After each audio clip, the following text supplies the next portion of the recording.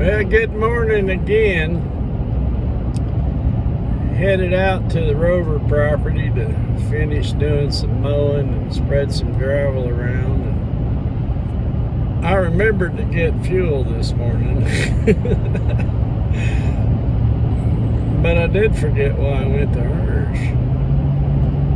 I was, recorded a little short video this morning about the stupid Iron Man heart monitor. I still ain't got my palm lasers yet. They're still on back order. Something about COVID-19. They can't get the chips to make the palm lasers so I can shoot lasers at people that piss me off. Anyhow, this morning when I was leaving the house, I was thinking, okay, I got to stop at Hirsch and get whatever it was.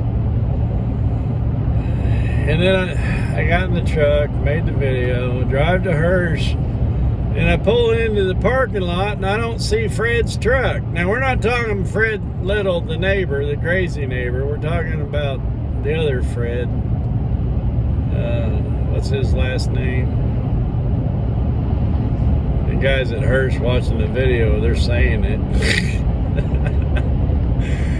Tharp! Fred Tharp! Where you at, bud? I pulled in and his truck wasn't there, and I got all dumbfounded because somebody else was parked in his parking spot, and I thought, I hope he's not dead. Maybe he went to get my truck tuned up or something, I don't know. But I go inside Hirsch. I was talking with Chris Trantham. Chris is the shop manager. Great big old guy.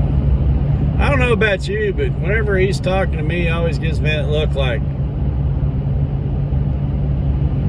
like I'm an idiot. And I was telling him about my little brother.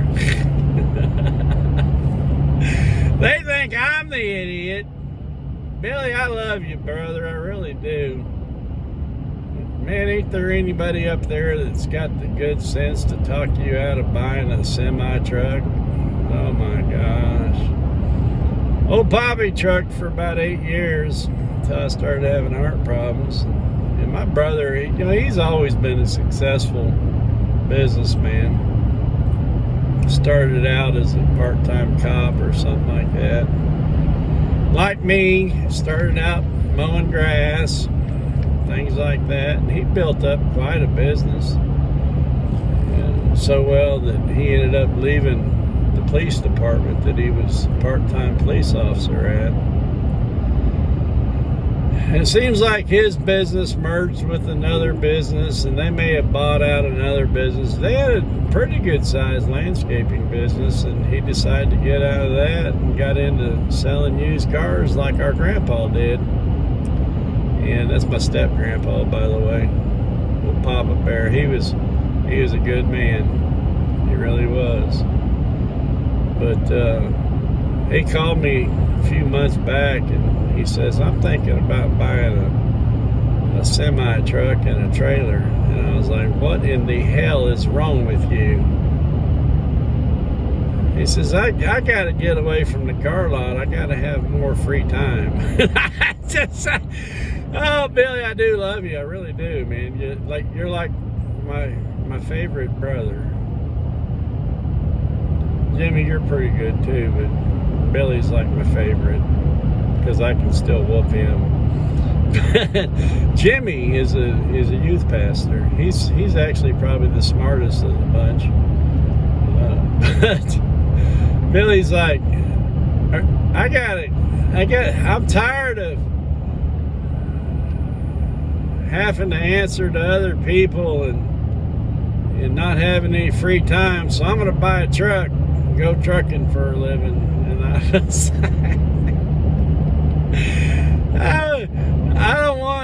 I want the freedom of not being told what to do and more time with my family. Billy, please. Please, my brother, I'm begging him. There goes a trucker right there. that guy drive for? Extra. That's one of them lease trailers. Y'all remember when J.B. Hunt started pulling all them lease trailers, them extra trailers? I'm sitting there thinking, those little boys have a hard enough time pulling their own trailers. What are they going to do pulling these extra trailers? I drove for J.B. Hunt for a while. I drove for a guy that had his trucks leased to J.B. Hunt. Oh my goodness. I did. I pulled, probably a little bit better than 1.5 million miles in the time that I was out there. And don't get me wrong. I mean, after the first couple of years, I made a pretty good living. I worked for IWX for the last year or so. That's when I started having heart problems. And boy, IWX, they made you run it straight. And I'm not talking about straight there and straight back. They made you run it straight, legal. And when I went to work for them, the very first load I hauled for IWX, I pulled a loaded trailer out of Springfield, Missouri, and went to the East Coast down somewhere around South Carolina or North Carolina. I think it was North Carolina. Dropped it, picked up an empty, went to another place in South Carolina, picked up a preloaded trailer, and back to Springfield, Missouri, and that's exactly how I drove it. I drove straight out, drop and hook again, drove straight back, no sleep, no rest. The only time I stopped was to get coffee and sunflower seeds and Diet Mountain Dew and fuel. And I come rolling back in to Springfield, pull up into the inspection bay, and the log lady's standing out there in the inspection bay shaking her finger at me. And she says, "I got half a mind to fire you right now." And I was like, "What for?"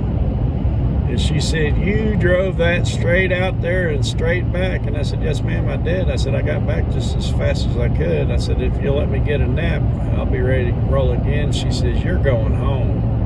It was on a Friday. Maybe it was a Thursday. She says, "You're going home. You take the weekend off, and you call me Monday morning, and I'll let you know if you still have a job or not." And I was like, "I don't understand. What's the problem?" And she says, "You're not going to drive like that here." And I said, "Well, that's the only way I know how to drive."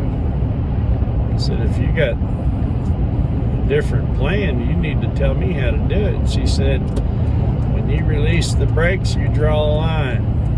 When you set the brakes, you draw a line. When you run out of hours, you shut her down. And I don't care where you're at, you shut her down. You find a safe place to park, and you shut her down, and you take the proper brake." And I was like, "How am I going to make any money doing that?" And she says, "You give it a chance.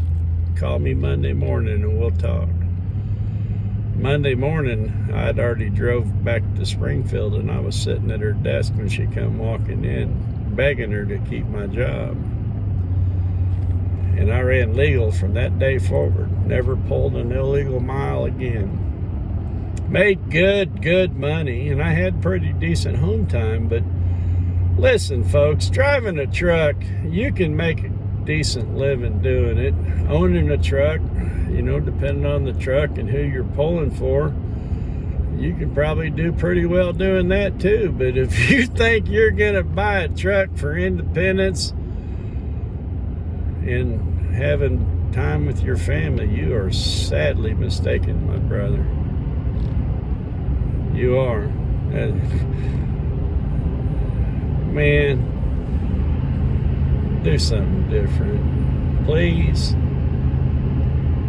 I pulled into a truck little fuel stop yesterday when I ran out of fuel in the tractor, and I went to Kosh, and I go pulling up, and I'm looking for off-road diesel, and they didn't have any. I looked at the sign, and it said $6.19 a gallon for diesel, and I thought, oh my God, thank you, Biden.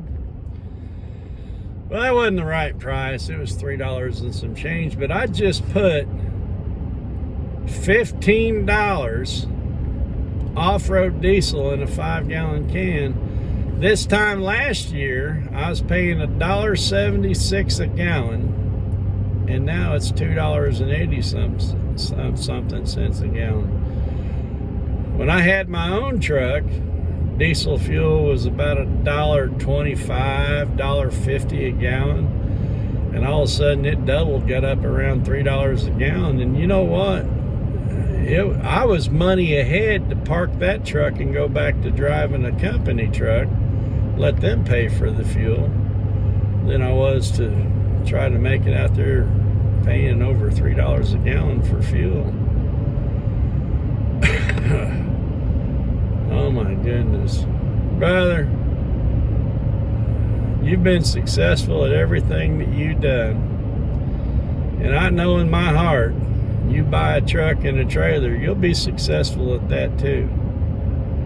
But if you want to change your career so you'll have more freedom and more home time with your family, I'd forget buying that Peterbilt or whatever it is you're looking at buying, and I'd buy a tractor. Buy a tractor and move up there with our dad. Take your family up there. There ain't no home time when you're living in a fiberglass box. Bobby McGringo said it. You can take that shit to the bank.